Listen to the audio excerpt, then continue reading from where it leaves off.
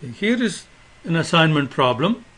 This is from page 615, problem number 7 from chapter 15.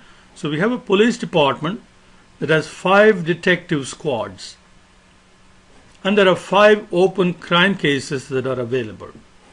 Now you can assign any squad to any one of the cases, but you can only assign one squad to one case. So the chief wishes to assign the squad so that the total time to conclude the cases is minimized. So the average number of days based on past performance for each squad to complete each of those cases is given below. So each squad is composed of different types of specialists, whereas one squad may be very effective in one certain type of case, it may be almost useless in others. So solve the problem using assignment method. Now when you set this up as a Excel solver problem, now question B becomes really very easy to incorporate. So assign squads to the above cases, but with the constraint that squad 5 cannot work on E. Okay, so first let's do A. Now all we have to do is to set up a shell file like this. So you have the 5 squads, and you have the 5 cases, and here is the average number of days for each assignment. Now we're going to set up a linear programming model where we'll use this as the changing cell, and we'll use this convention. If there is a 1 in a given cell, then that assignment will be made.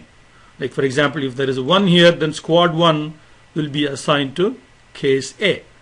If there is a 1 here, for example, squad 4 will be assigned to squad C. So in that case, if you sum across each row, that sum should equal 1, because you want to assign each squad to only one case, and not more, not less.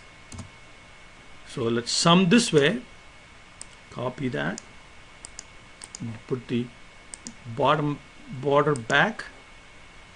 Now similarly, each case must be assigned to only one squad. So let's sum column wise and copy that.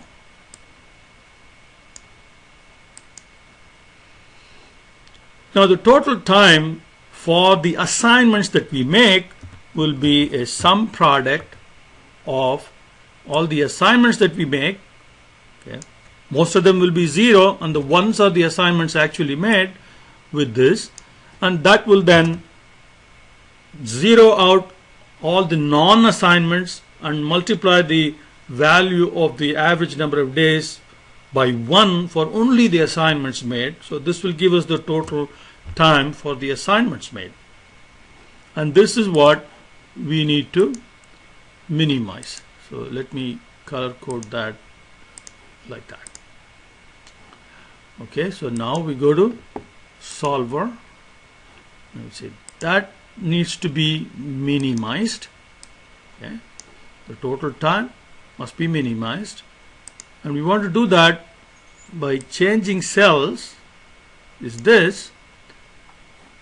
Okay, and we have to add constraints now. Now that must be equal to 1, so that will be one set of constraints, and this must also be equal to 1.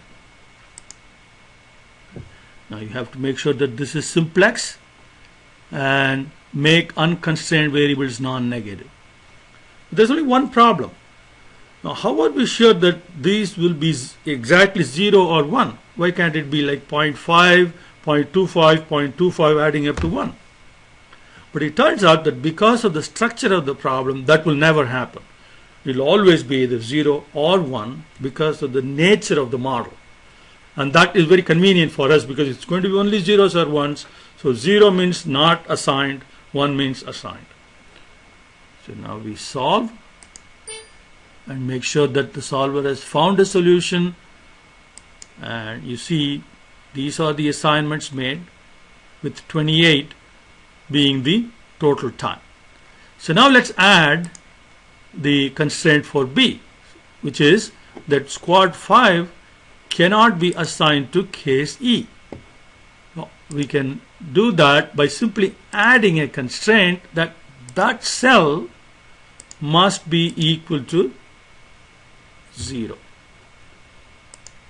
Now that will force solver to make that into a 0. See? In that case, your total time jumps from 28 to 46. So now we can, for B, the assignment is as follows.